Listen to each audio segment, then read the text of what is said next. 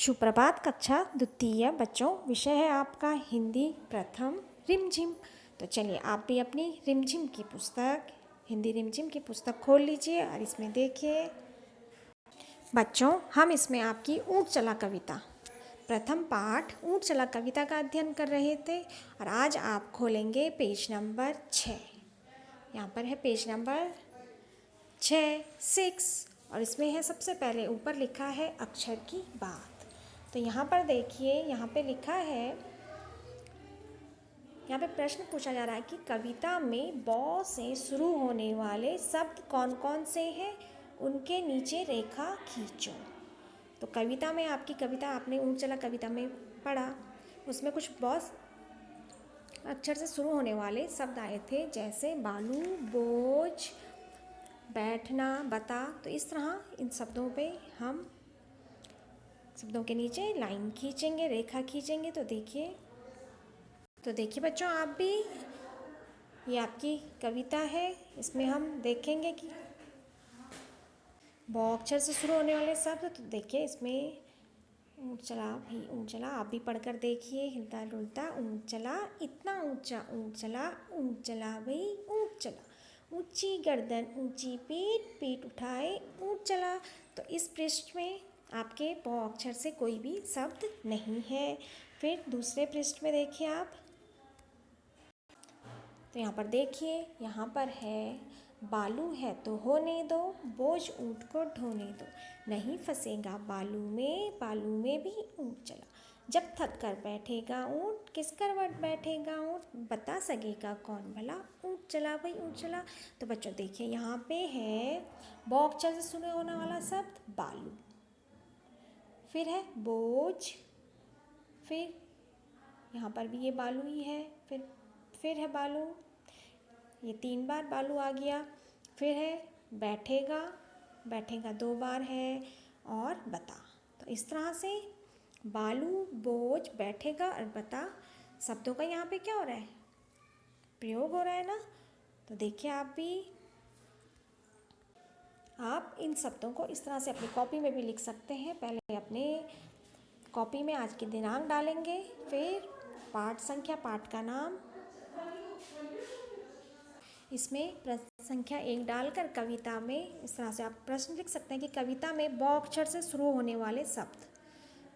तो उत्तर में लिख लेंगे हम बालू, बोझ, बैठेगा और बता। तो ये सब, इन शब्दों का प्रयोग हो रहा है ना, तो आप इन शब्दों को कॉपी में लिखेंगे। फिर देखिए आप अपनी पुस्तक में,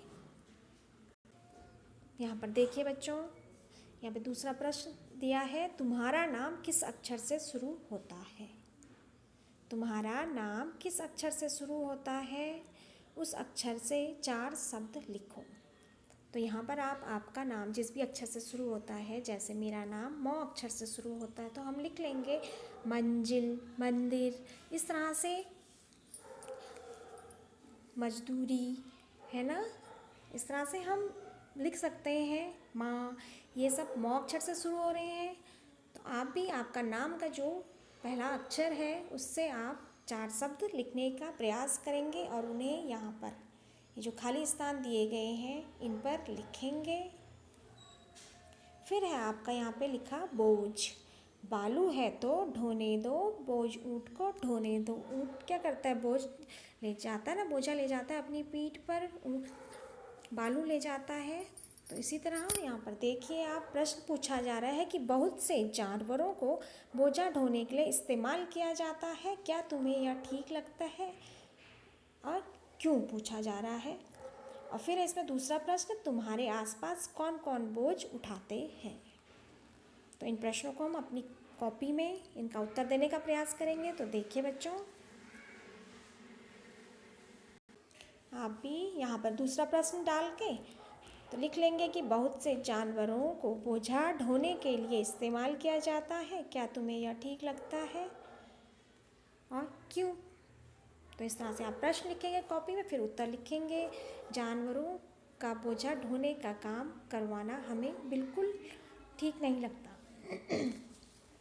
क्योंकि आपने देखा होगा ना अपने आसपास लोग क्या करते हैं, जानवरों पे लाद देते हैं खूब सारा सामान, बहुत ज़्यादा, जैसे यहाँ हमारे आसपास क्या दिखता है? हमें ईंट ले जाते हुए घोड़े खच्चर दिखाई देते हैं, रेत ले जाते हुए दिखाई देते हैं। तो जानवरों का बोझा ढोने का काम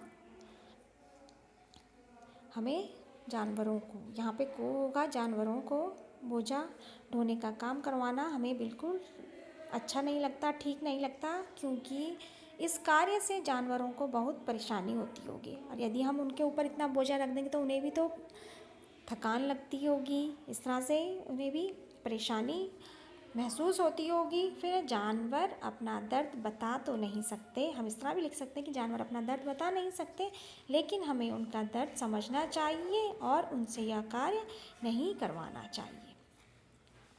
तो इस तरह से आप इस प्रश्न का उत्तर लिखने का प्रयास करेंगे कि जानवरों को बोझा ढोने का काम करवाना हमें बिल्कुल ठीक नहीं लगता, बिल्कुल अच्छा नहीं लगता, क्योंकि इस कार्य से जानवरों को बहुत परेशानी होती होगी।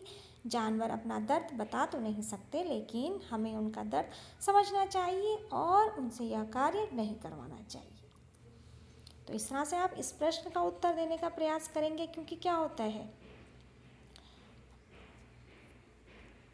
आपने भी देखे होंगे अपने आसपास घोड़े खच्चर की जिन पे बहुत ज़्यादा सामान लादा हुआ रहता है, तो कभी हमें भी बुरा लगता है कि कितना सारा सामान लादा हुआ है ना, उन पे रखा हुआ है उनकी पीठ पे। तो इस तरह से हम इस प्रश्न का उत्तर लिख सकते हैं। फिर आप इस दूसरे प्रश्न का उत्तर देखने का प्रयास कीजिए। देखिए, इसमें है दूसरा प्रश्न, तुम्हारे आसपास कौन कौन बोझा उठाते हैं? तो आप अपने आसपास देखकर इस प्रश्न का उत्तर भी लिख सकते हैं, स्वयं से भी लिख सकते हैं कि आपको जो दिखाई देते होंगे कि के आसपास कौन कौन बोझा ले जाते हैं जानवर।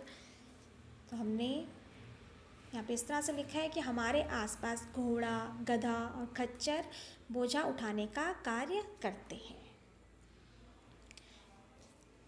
तो इस तरह हम इस प्रश्न का उत्तर भी लिखेंगे अपनी कॉपी में कि हमारे आसपास घोड़ा, गधा और खच्चर बोझा उठाने का कार्य करते हैं। तो आज बच्चों आप इन प्रश्नों के उत्तर अपनी हिंदी की कॉपी में करने का प्रयास कीजिए। तो चलिए यह कार्य कर लीजिए। धन्यवाद बच्चों।